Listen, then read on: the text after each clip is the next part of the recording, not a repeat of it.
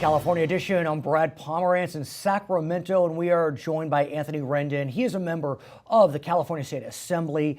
And last cycle, sir, you were chair of the Water Committee. Right. So you were intricately involved in the water bond, which passed pretty handily, almost 2/3 of the vote. I'm sure we'd love that money to be spent today to get us over the hump, but it can't be. So let's talk about the water bond and where it goes from here and how will it help us get out of the crisis to the extent it can. Sure, well, a couple of things. You're right, it can't all be spent today. It wasn't intended to be. It was intended to be an infrastructural bond to take care of the long-term infrastructure in the state. That being said, the Speaker, the Governor, and the Pro Tem realize the extent to which the drought has impacted our families throughout the state. So they are front-ending some of the money, and we're going through measures right now to make sure that that happens, to get some of that money on the ground right now. And let's talk about that front-ending, because like you said, they're looking to spend the money more quickly. There was a package announced in March to try to front-end. Last year as well, I believe there was a similar type of package. It's $800 million. Right, back in February of 2014 to front-end. But what was interesting to some is that while it front-ended, there wasn't a lot of new money. And so I'm wondering, sir, is it time, if there's ever a time, to expend new money on this crisis? I think it is, and I think a lot of people think it is. Keep in mind that with respect to the water bond, it took our office 18 months to work on that. It was the first time in a generation that we'd actually done a water infrastructure bond in this state. And remember, there had been a version of it for the 2012 ballot, the 2010 ballot. Yeah. So it had been long time around coming. for a long time. Exactly. So, But what about, look, I understand it takes time, it takes consensus.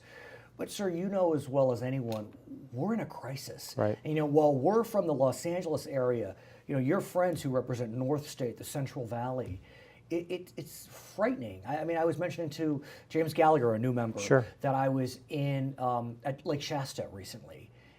It looked lunar to me, and it was a little spooky. Right. And so, I mean, times are tough. So where do we go? yeah, you're right, and I think that's exactly why we allocated the 800 million last year, and the additional funds this year to that money is mostly for safe drinking water and for some of agricultural uses to make sure that money hits the ground quickly. But we saw those stories too. As you know, I went on a 12-month sort of trek throughout the state, 18 hearings throughout the state, places like Hanford where people are standing in food lines all day. So yeah, we understand that, and the governor does as well. So the governor recently issued an executive order focusing on trying to create some real action. Last year, it was a voluntary request, try to cut your water by 20%, and we actually did pretty well as a state. But now, mandatory restrictions, 25% cut based upon 2013 levels. You mentioned ag, and I don't want to be the one that pits Californians against each other, but it's hard to deny that you hear people say, well, wait a second, I keep hearing that ag uses 80% of the water, yet the governor is asking only 20% of water users, that being us and commercial, to decrease our water use. So it's not going to save much, 5%.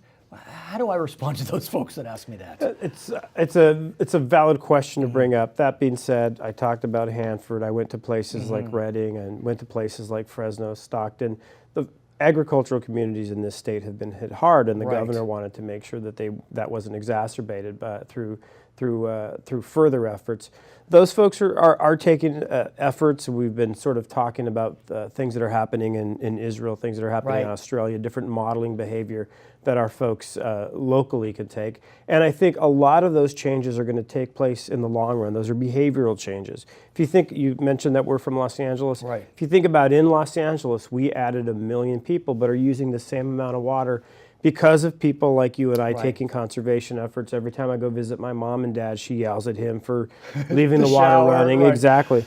So those types of changes are happening behaviorally in places like Los Angeles, and they'll continue to happen throughout other parts of the state. When we talk about behavior and we talk about our friends in agriculture, right now the way they are behaving, and this is not a criticism by any stretch, but there's a lot of focus on crops that are profit centers. And many of those crops that are profit centers are very, very thirsty. Almonds, pistachios. We won't even mention marijuana, Right. but we know that they're very thirsty. And so I'm wondering if we need to get to a place, be it through government regulation, be it through voluntary organizational decision, that we start considering what crops we're growing in our state. Right. It's a good question, and again, it's something that other countries have looked at. The almond industry has gotten a lot of attacks, a lot of flack. But when you look at data, I mean, if you look at cultivation of eggs, cultivation of beef, takes much more water. Milk takes much more water than almonds. So it's, you know, sometimes a lot of those, the simple calculations are, quite honestly, a little bit too simple, and it requires a deeper dive, I think. At the same time, we do know that various water districts, water agencies are trying to incentivize folks like you and me, like our viewers, to adopt strategies to compete with or to defeat the drought. Could be rebates, could be drought-tolerant plants. Is that enough? I mean, is that where we need to go with MWD in our community? $100 million worth of rebates are on the table now. Is that the ticket? It's not enough. It's I think it's part of the puzzle. I think the water bond looked at other methods, water recycling, rainwater capture. As a kid, I remember driving past the LA River, and I wasn't driving as a kid. I was in a car when my parents were driving, and thinking, why is all the water running right into the ocean? And we're starting to do things like that. So I think it's a combination of different when things. you were a kid and when I was a kid, Democrats would look at that water going to the ocean and think, oh, there it goes, because dams and storage, those are dirty words. I think we've gotten to a place, and correct me if I'm wrong, where there's a consensus that dams, storage, whatever term you want to use, needs to be part of the solution. And so the water bond, almost a third of it's dedicated to storage. It can't come soon enough, one could argue, sir. So where are we in front-ending the construction of dams and storage? Yeah, well, you're right. I'm a proud Democrat and a proud environmentalist, but I understand the need for storage. You see the declining snowpack that needs to get captured once it melts. So there is a considerable amount of money. There's actually more money by percentage in the bond that we passed than there was in the 2009 bond.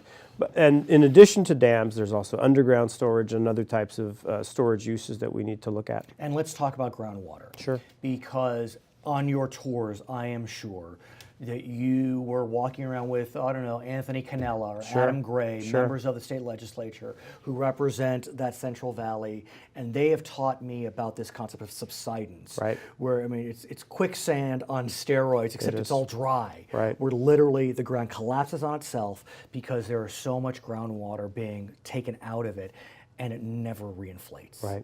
And so we have groundwater regulation now, but I mean, you know as well as I, we got 25 years to implement it.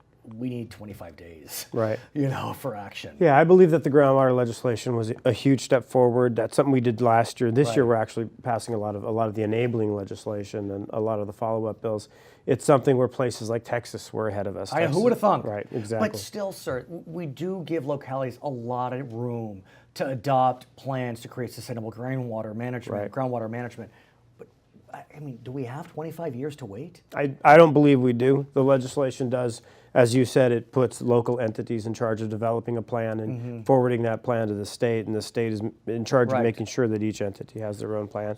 So do your colleagues need to look at legislation that speeds up that process? Again, you can't speed it up to 25 days, but 25 months, I don't know. These are complicated issues, but it does feel like we are in a crisis, and when you're in a crisis, drastic actions need to be taken. Yeah, I agree. I think it's a difficult public policy question. It's also a difficult political question. If there's anything we learned about the drought, is that the drought provided the political backdrop to enable us to actually get work done. It sort of expedited our timeline to an extent. And are you still working with your friends on the Republican side on these issues? It seems as if this is one issue where y'all come together. Absolutely. I mean, during the tour, I went to Brian Dolly's district up in the North State, and I went to Mr. Patterson's district in Fresno. So we went throughout the state and looking at these issues. His name is Anthony Rendon. He is a member of the California State Assembly. I'm Brad Pomerantz from Sacramento. It's California Edition.